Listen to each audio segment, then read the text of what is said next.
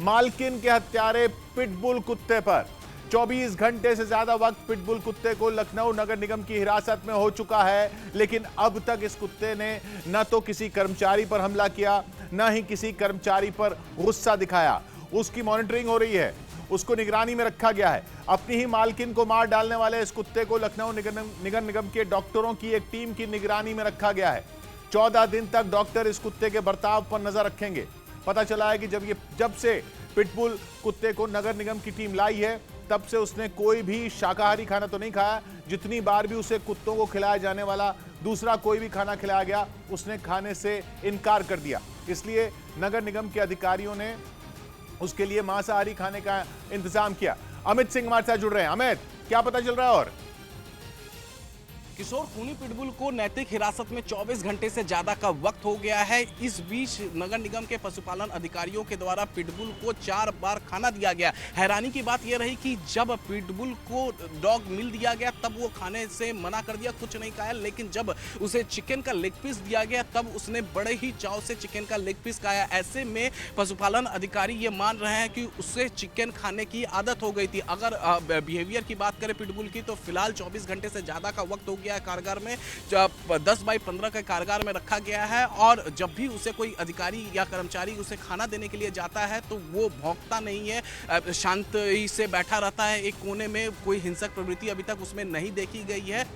मतलब यह कि अपनी ही मालकिन की हत्या करने वाला पिटबुल कुत्ता पिछले 24 घंटे से भी ज्यादा वक्त से एक जेल जैसे कमरे में बंद है, लेकिन उसने एक बार भी नगर निगम के किसी कर्मचारी या डॉक्टर पर गुस्सा तक नहीं दिखाया। इसीलिए अब लखनऊ नगर निगम की टीम के लिए इस कुत्ते का बर्ताव एक पहेली बना हुआ है। लखनऊ नगर निगम ने ब्राउनी नाम के इस पिटबुल कुत्ते को 14 दिन की नैतिक हिरासत में रखा है। कुत्तों को रखने के सबसे बड़े कमरे में ब्राउनी को रखा गया है। कमरे का साइज है 10 फीट बाय 15 फीट, लेकिन इस लंबे चौड़े कमरे में न तो उसका मालिक अमित त्रिपाठी है और न ही उसका कोई और जानकार। इसीलिए नगर निगम भी कोई खतरा मोल लेने के मूड में नहीं है। बिना इजाजत किसी को ब्राउनी के पास जाने नहीं दिया जा रहा। ये वो कारागार है जिसमें के अंदर पिटबुल है और यहाँ पर आप देखिए लिखा हुआ है, do not open gate without permission. हालांकि हिरासत में आने के बाद से ही ब्राउनी एक कोने में गुमसुम सा बैठा रहा। पिटबुल है, पिटबुल हमेशा से इसी तरीके से, जब से इसको कारागार में लाया गया है वो इसी तरीके से एक कोने में बैठा हुआ है। नगर निगम के लिए पहेली ये है कि उनकी हिरासत में शांत दिख रहे कुत्ते ने अपनी ही मालकिन की जान कैसे ले ली। मंगलवार को जिस वक्त ब्राउनी ने अपनी मालकिन की हत्या की, उस वक्त अमित त्रिपाठी घर पर नहीं थे। पिटबुल के बारे में ऐसा कहा जाता है कि they are one man dog, कि वो एक ही व्यक्ति को अपना मास्टर समझते हैं और उन्हीं के आदेशों का पालन करते हैं। अब नगर निगम की टीम अगले 14 दिन तक ब्राउनी के बर्ताव पर नजर रखेगी, क्योंकि ये कहानी अब तक हर किसी के लिए पहेली बनी हुई है कि आखिर कोई पालतू कुत्ता अपनी मालकिन की हत्या कैसे कर सकता है।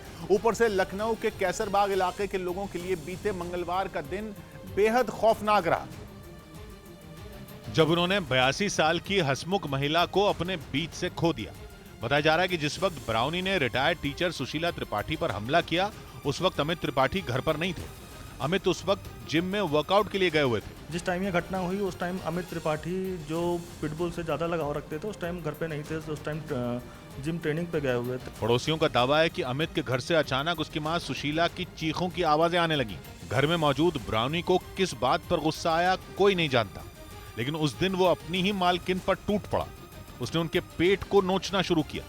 घर अंदर से बंद था, लेकिन चीखें घर के बाहर पहुंच रही थी। पड़ोसियों ने अंदर आने की कोशिश भी की, लेकिन घर बंद था। बाद में कुछ पड़ोसी दीवार फांदकर घर में पहुंचे।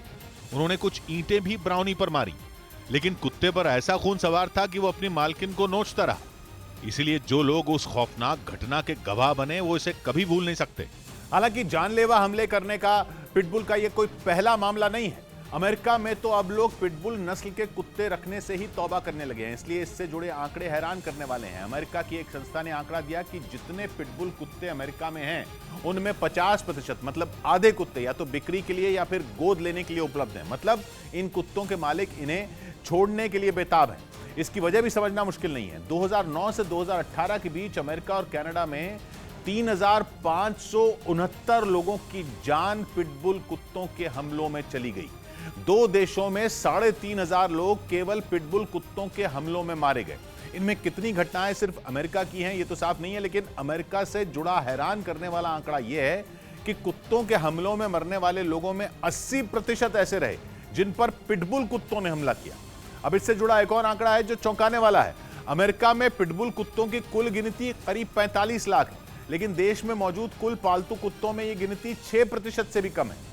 मतलब केवल 6% कुत्ते अमेरिका में कुत्तों के हमलों में हुई 80% मौतों के जिम्मेदार हैं।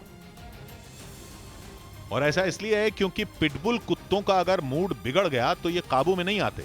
गुस्सा ऐसा है कि एक बार पारा चढ़ गया तो जान तक ले सकते हैं। भोपाल में न्यूज 18 की टीम कुत्तों के एक ट्रेनिंग सेंटर में पहुंची।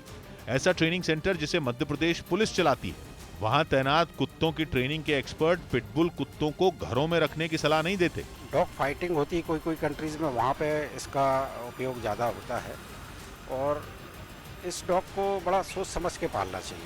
बल्कि ये तक कहते हैं कि इन कुत्तों को केवल शिकार के लिए ही रखा जाता है। यूरोप में, अमेरिका में जो सुअर का शिकार करते हैं वो शिकार करने के काम में आती है। मतलब ये कि ये ऐसे शिकारी कुत्ते हैं जो अपने शिकार को किसी कीमत पर नहीं छोड़ते। इनका जबड़ा इतना मजबूत होता है कि एक बार इन्होंने जो पकड़ लिया उसे छुड़ाना आसान नहीं है। हालांकि पिटबुल को पालने वाले कुछ ट्रेनर इन दावों से इत्तेफाक नहीं रखते। उसको एक्सरसाइज नहीं कराते हैं, टाइम से मेडिसिन नहीं देते हैं, टाइम से वॉक नहीं कराते हैं, जिसकी वजह से वो घर के लोगों के ऊपर ही गुस्सा दिखाना शुरू करता है। हालांकि भारत के कई शहरों में पिटबुल कुत्तों के हमलों की घटनाएं हो चुकी हैं।